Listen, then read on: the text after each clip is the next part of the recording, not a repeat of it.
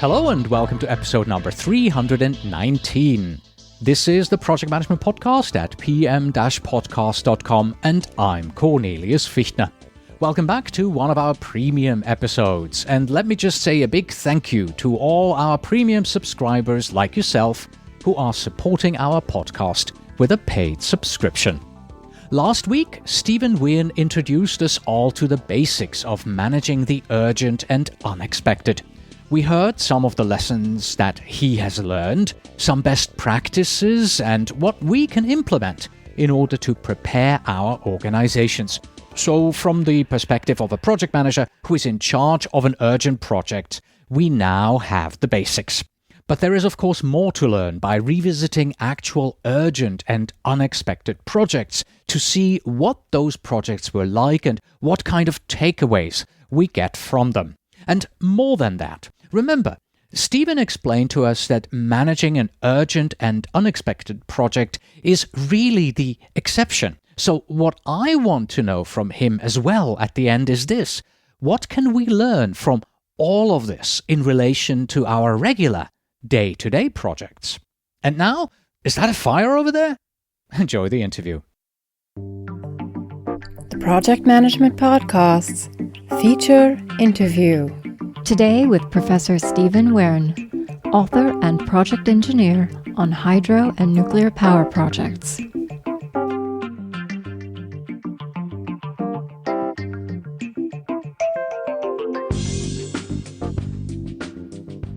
Hello, Stephen, and welcome back to the podcast. Hello, Cornelius. So, what will our listeners get out of the review of these three case studies of urgent and unexpected projects? I hope they might get some appreciation of the actual situation of an individual when the phone rings, the email comes, whatever, and says, there is this job that now needs to be done. There's no budget. There's no plan, there's no team, we don't know the state of things. All we know is we've got to start now, and it is urgent. To get something like sort of a feeling of what it's like to be in that situation, and therefore to think, as I think one always should at the beginning of any job, think of what questions ought I to ask before I presume I know what I need to go ahead and get the work started. There are a total of 12 case studies that are in your book. The book's actually titled Managing the Urgent and Unexpected, 12 Project Case Studies and a Commentary. How did you find and select these 12? Because I suppose you found more than 12 and you probably had to, make a decision and say, okay, out of the ones we have, we'll pick these. Initially it started from an interest in what had happened way back in London when they had to raise riverbanks because they anticipated exceptional flooding, just interest. Then later on, because of that interest, contacting people, seeing reports, meeting people to discuss what they'd learned from them. How did we select the 12? Well, across the range, first of all, of types of work to be done, repairing things after emergencies, raising riverbanks to avoid emergencies, that's a category, I think, that a lot of engineers and others would recognize as a type of urgent and maybe unexpected project. Looking at a situation where, all right, a bridge had failed, but the actual urgent project was to build a temporary railway station at the north end of a bridge that had the only surviving connection, a railway line, to the rest of a town, so you could shuttle trains across it, meant that the actual urgent, unexpected project was suddenly building a temporary rail station, which is a bit more unusual. Going through others, there's a lot more in the literature. There's 6 or 7 instances from Californian earthquakes, for instance. But choosing the 12 was to get across a full range of industries and a bit of a range of size. Projects that are urgent and unexpected aren't necessarily large and commanding the attention of people to give them all the resources they need. So one of the ones included was a pretty small job, but nevertheless, in its own right, it was again a railway line. To get it back to being operational was an emergency urgent project To answer your question, apart from the obvious type of sort of emergency projects to remedy things that have gone wrong, 2 or 3 were projects to take action to avoid things going wrong. 2, at least, were sort of constructive opportunities to create something which wasn't there before.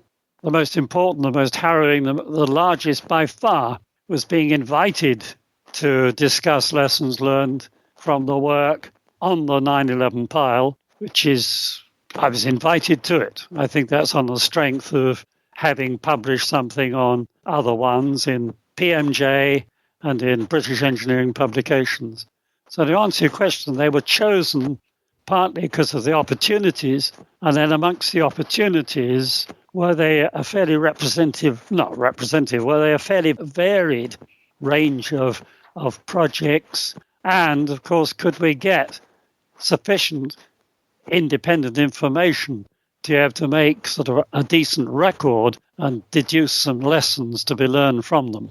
Okay, and out of those 12 cases, you have selected 3 that we want to review today. Briefly, obviously, we can't go into too much detail with each one of those. The first one, case study 1, I think, is that the one that you mentioned earlier with the bridge? Yes, it would be, I think, what engineers and political people would think of as sort of classic, urgent and unexpected piece of work in public services. Northern Australia is pretty empty. The one town of any size, Darwin, up north, east of it is in an area at least as big as Texas, plus a few others. And there's only one all the year round bridge crosses a river full of crocodiles. And virtually all freight, supplies, even water, travel by road in Australia, a few that go by air. This bridge, when a road train was crossing it, began to move. The driver got over but reported trouble. So this bridge connects a vast area, small population, but big in terms of tourist potential and sheer sort of survival and so on. This is the bridge that connects it with the highway, north-south, down which all the supplies come and turn off to cross this bridge to get to the northeastern corner of Australia. So a fairly classic civil engineer's need to do something fast about a bridge where it's multi-span, several piers across a river. One of the piers is gone, half gone, so that the beams it's supporting are no longer horizontal and certainly don't look safe. So a sort of classic emergency for the local roads authority. And they are, of course, a long way away. This is in the middle of the bush. That's, by first instance, a classical type of urgent, unexpected bit of work. Right. And we learned in our first interview that, the litmus test is, are they willing to pay for this urgent work and pay, enough to really get it done very, very quickly? So were they willing to cough up the money and really pay for it as quickly as they possibly could to get the problem fixed? From what I know, nobody discussed money because there's no question of not restoring safely, but as fast as possible, the one and only all-the-year weather bridge connecting the community with the rest of the country. Mm-hmm. I think also it would be known, though, to both the engineers and the political people that the order of cost they're talking about is not overwhelming. Building one new bridge is pretty big. Repairing one bridge is not that massive when you're running road program over thousands of miles. You also mentioned earlier on that fixing the bridge wasn't actually the urgent and unexpected project. It was something else. It was building the railway station. Did I understand that right? No. This one I'm talking about is a road bridge. Okay, so different. That's a different project. Okay, so I mixed up 2 projects here. All right. Yeah, sorry. So no problem. What's our takeaway from this case study? What can we as project managers learn from this? What they had to do, I think, was to always remember, get there and see what the first-hand facts are. What's the takeaway? That disasters managed from a distance get it wrong. The big Japanese earthquake is a classic written up by several people, that the important thing is to get on the ground and see what is what.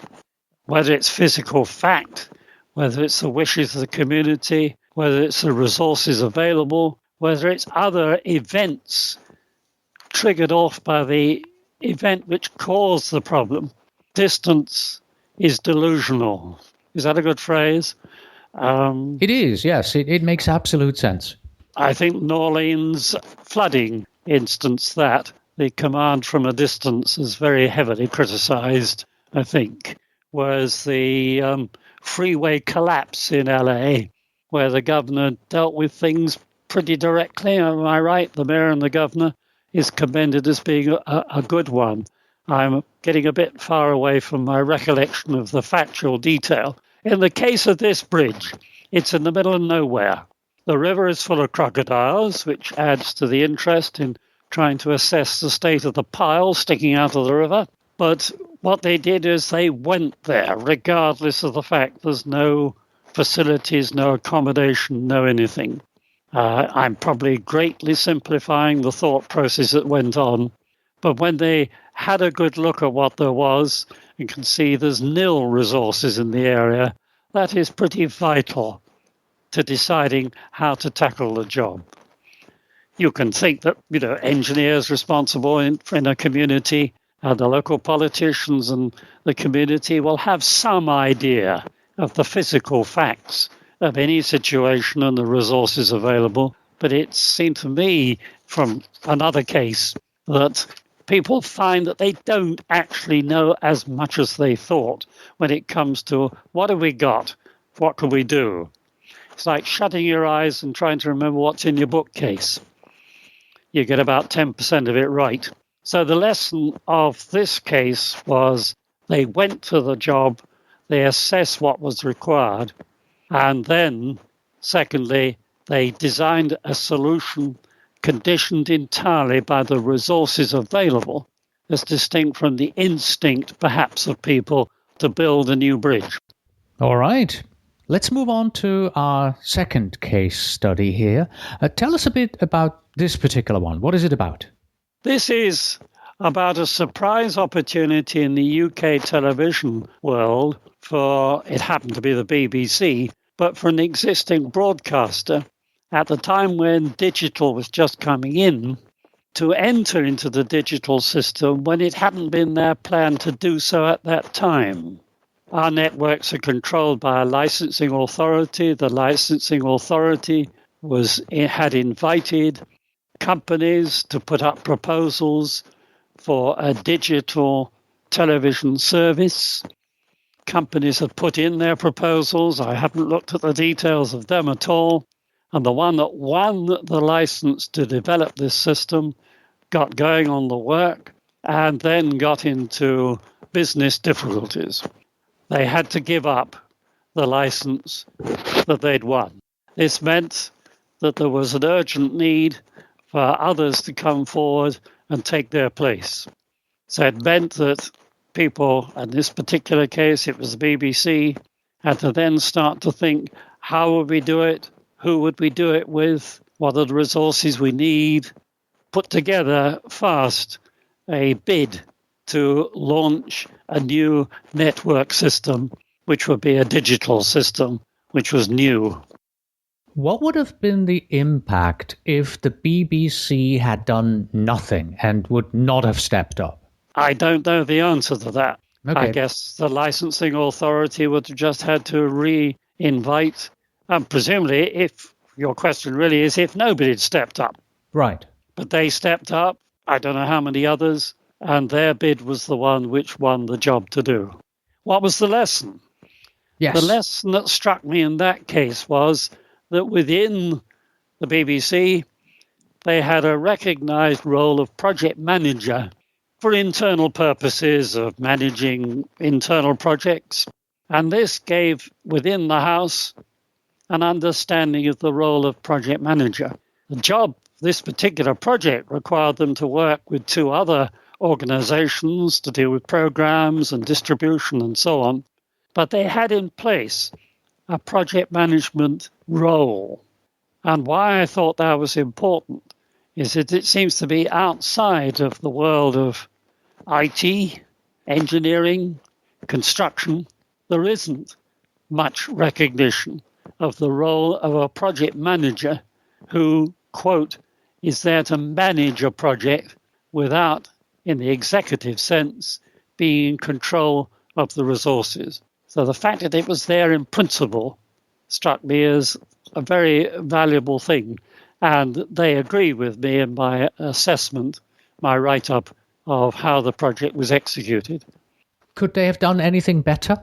It's not a judgment I care to make. I was not living through it at the time. All right. You don't know the dilemmas. You don't know the mindsets. You don't know the restraints unless you were there. Okay. Moving on to case study number 3, I believe we're heading to New York, right? We are in the extreme situation of 9/11. I'm glad to find that people still know what I mean when I refer to it. Yes, it's still in a popular language, Yes. used quite frequently. I meant here and wherever I go. Right. What exactly are we talking about when we say 9/11? Because we're not talking about the attack itself, we're talking about the aftermath that you helped deal with, right? Yes, I didn't help, but I talked to people who were involved. I'm talking about the pile, the actual site in Manhattan, the World Trade Center site, where amongst, in the center of the 7 seriously affected buildings, the 2 towers, the Twin Towers, had collapsed into a pile, which it was called a pile. I think about 1.5 million tons of mixed up everything, including hot, sharp steel, uncertainties about Freon in the air conditioning systems, a pile in which at least 3 organizations, the city police, the port police, and the fire department, had many of their people, as well as all those people above the level of the impacts who never got out.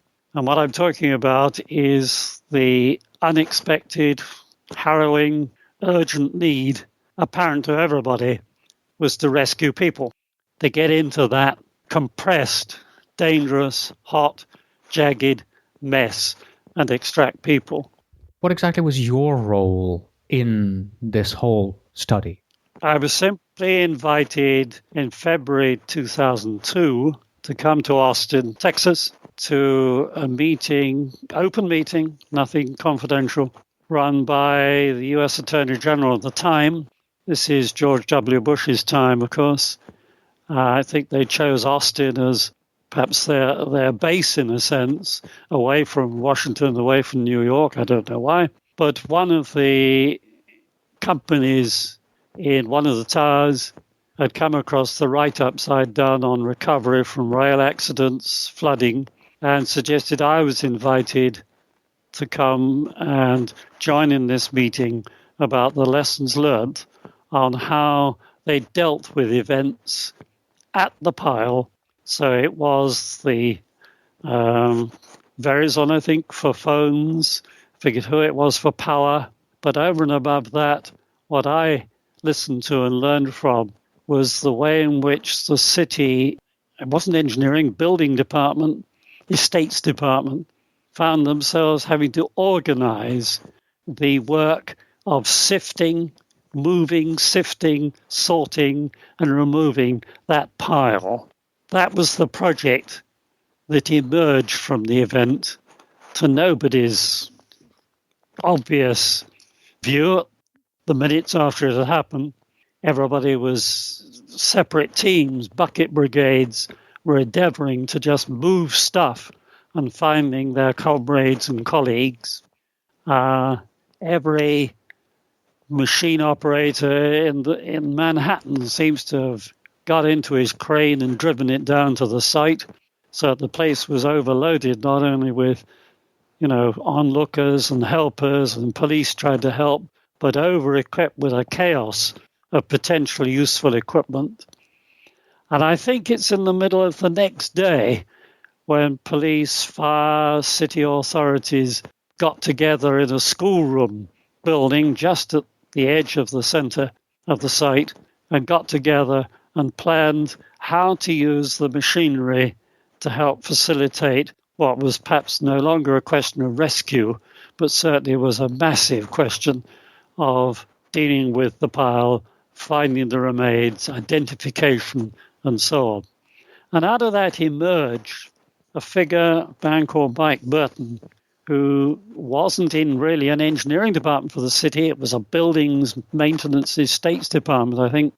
But his previous construction know-how meant that, in effect, it seemed to me, from all I've read and I've discussed with people, that expertise in knowing how machinery could be used to move the steel and the earth became the thing which turned him into the project manager.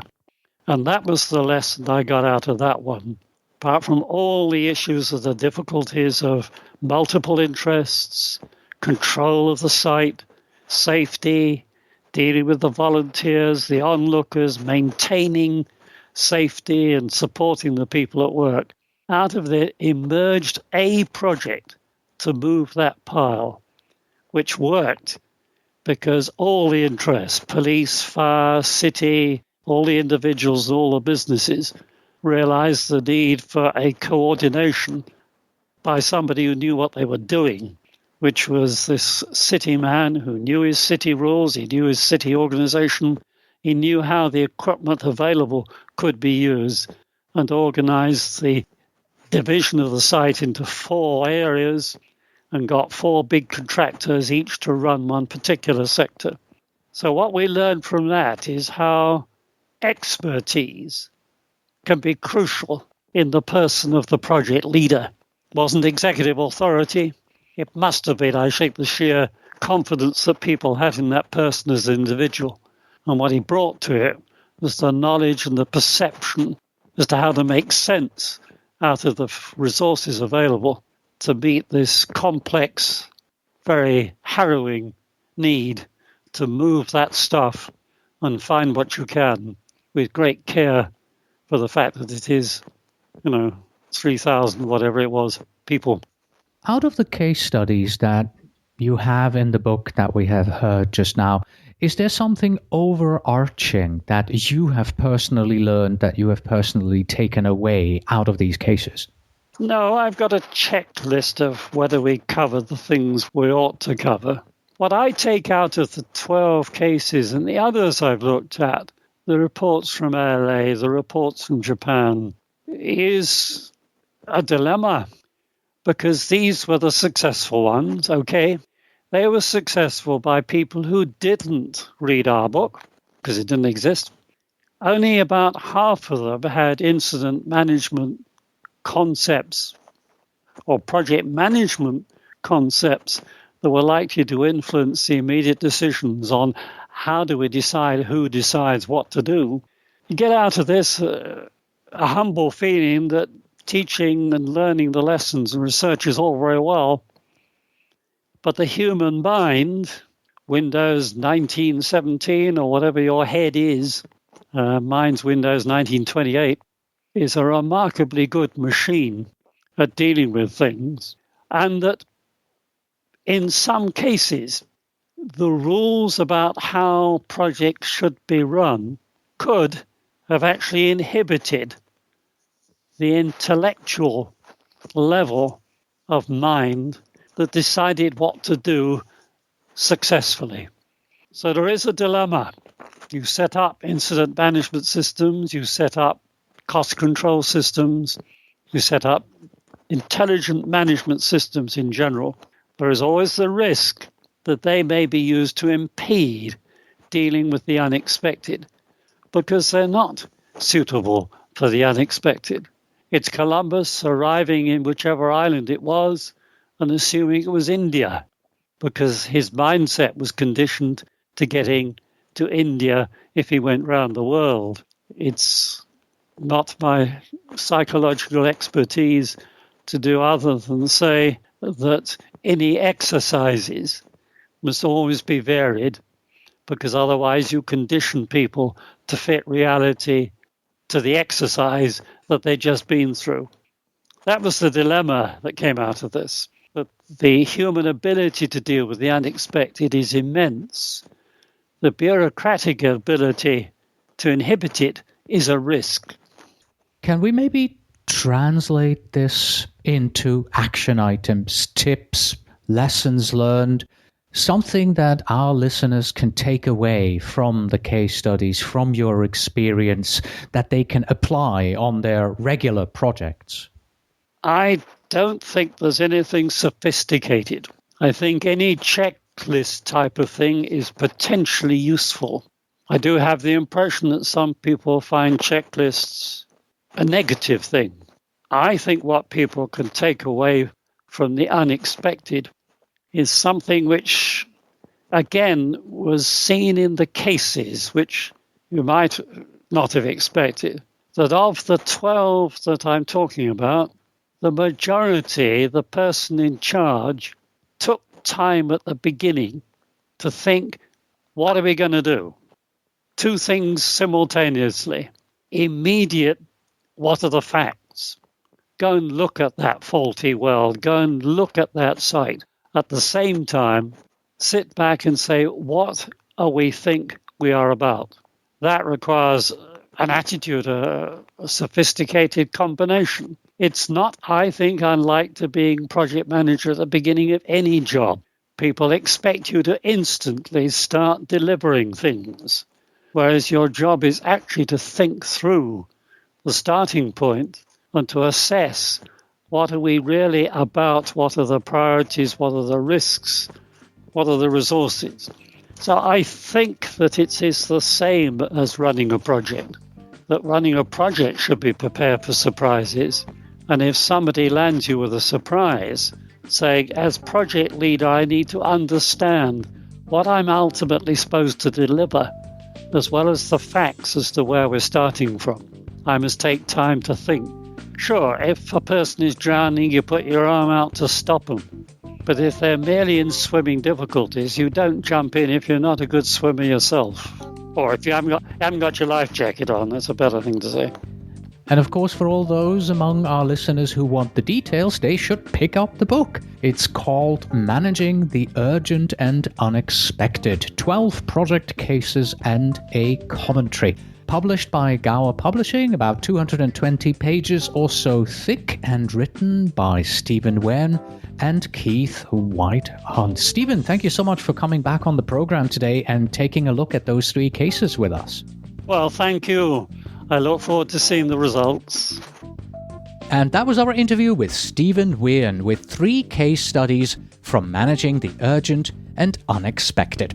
That's it for today. Thank you very much for listening. As always, you can find us on the web at pm-podcast.com. Please send your emails to info@pm-podcast.com. And when you write, please do tell me where in the world you are writing from. If you are a PMP or PGMP and you're looking for a simple and effective way to earn your PDUs, then try the PDU podcast. Get a new webinar and at least one new PDU every month on autopilot. Visit pducast.com. That's pducast.com. And finally, we have this. A minute saved at the start of a project is just as effective as a minute saved at the end. Until next time.